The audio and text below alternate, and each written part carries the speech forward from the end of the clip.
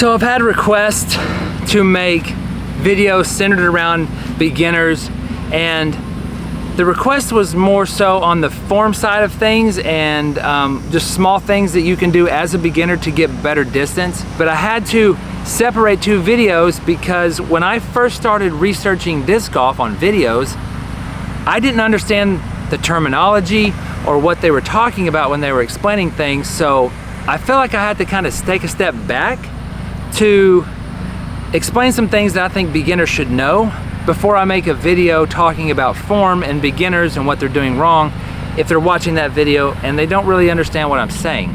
So we have to take a step back, and this video is really, to me, a must know. If you're a beginner, these are things you kind of need to know. This is a must know, and these are my opinions on, I mean, this is important stuff. You need to know this kind of stuff. And so the first thing we're going to talk about is Hyzer and anhyzer. Before I explain Hyzer and anhyzer, I do want to say thanks to everybody who has subscribed or commented. I love the support. I want us to say thanks. It means so much to me. If I have helped you in your disc golf game, that's like, I couldn't be happier, not for myself, but I couldn't be happier for you, because I know for me, when I got past those hurdles, I was like just super excited. So if I've helped you get there, it just makes me happy. I'm very happy for you, and I just want to thank everybody. Okay, so Hyzer and anhyzer are just words to describe the angle at which your disc leaves your hand. For instance, if you're a right-hand backhand player, and if you're a beginner, it took me forever to get better at this, but you generally speaking are going to release the disc on a hyzer. This angle right here is called a hyzer. It is the most comfortable, most natural way that most people throw the discs, and it, generally speaking, is not going to give you the most amount of distance. That's why beginners have a hard time getting distance, is because their discs are more so hyzered instead of flat or anhyzer. So speaking of anhyzer, you got your hyzer, okay? Now you got your anhyzer. And hyzers usually make the disc go hyzers usually make the disc go left, and anhyzers usually make the disc go right. But that can change on the stability of the disc, which is my next point. Stable, neutral, understable. You have flippy, you have beefy, or meat hook, or there's just so many slang words to describe what a disc is going to do. We'll start with stable. Stable means that if you throw your disc and you are perfectly flat, okay, this disc should finish to the left. Depending on the stability, if it's more stable, like AKA a meat hook, or it's super beefy, this thing is just crazy stable, like a tilt is a perfect example of that. It's going to want to finish left faster, or get to the ground faster, or finish more so left. Now we're talking about neutral. A neutral flying disc is something you throw, and it should stay perfectly flat if you release it flat. If you release it on a little bit of hyzer, it may just slightly go to the left. Basically, whatever angle you put it on, it's going to hold that angle. But if you can throw it flat, it's just going to keep going straight. Now we're going to talk about anhyzer. Anhyzer is if you were to throw the disc perfectly straight, it's going to finish to your right. And depending on the stability of it, it could be really understable. And if you were to throw it, it's the same thing in the other direction. The more understable it is, the further it's going to go left, or the faster it's going to get over. It could even turn into what we call a roller. You would throw it, and it would just flip, and land, and just roll. And so those are the stabilities which makes the disc go left, right, or straight. Next, we're going to talk about flight numbers.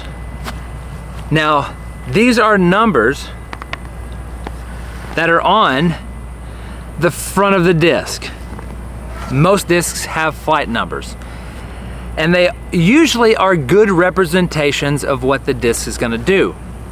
But sometimes, depending on the plastic or the weight or the manufacturer, those numbers may not hold up exactly to what they say on the disc. But generally speaking, let's say they do, you have the first number, which is speed. Okay, I have a different disc here because I want to make this example. This disc has a speed of 10. This is a PD. This number is 7 higher than this number. This is a 3. This is a 10. This disc is faster.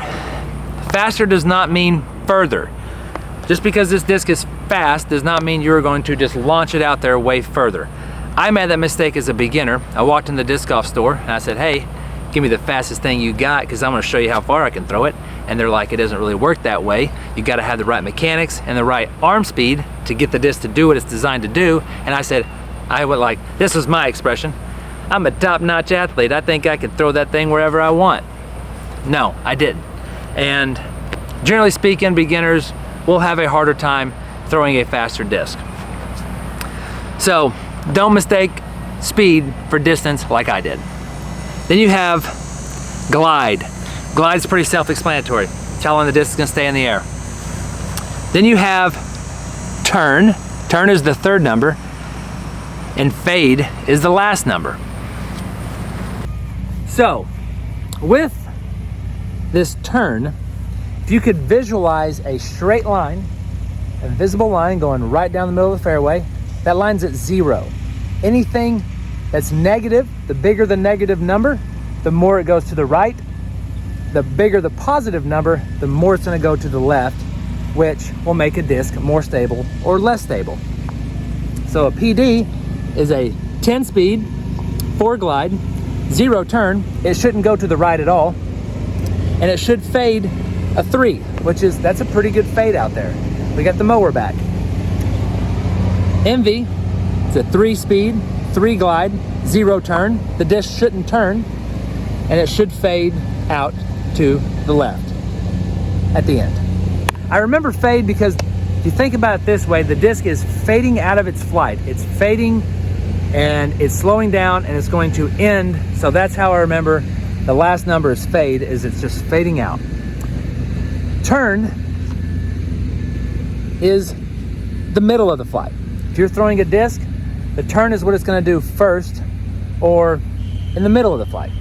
So if you have a disc that's like a 9, 5, -2, 2, for instance, it's going to be 9 speed, 5 glide. It's going to go to the right, -2, and come back, +2, which would basically end up in the middle of the fairway because it went just as far right as it did left. But you can get really technical if you call it a force over or a flex line. Like if I took a stable disc, for instance, here's a cloud breaker. We'll do that again. Flexing out to the right, and then it finishes left. And that was quite a bit of anhyzer, but the disc will flex out. But you can manipulate the discs as you get more advanced to do those types of things. So I hope I covered the basics, at least so much that when I put out my next video, if you are a beginner, you at least know what I'm talking about. I just felt like it was suitable for me to do this because I just feel like these are just good information for people that are starting disc golf or starting to research disc golf, and for them to understand and know what these kinds of words mean and kind of understand the discs a little better. With all that being said, I'm going to shoot the next video right now, which is more so on the form side and ways to do things differently to really gain better distance as a beginner or someone who's struggling to get past certain hurdles in their game. And so I want to thank everybody for watching. If you haven't subscribed yet, please subscribe. Got a lot of returning viewers, and yeah, that's it for this one. Thank you guys for watching. Go in peace and be blessed.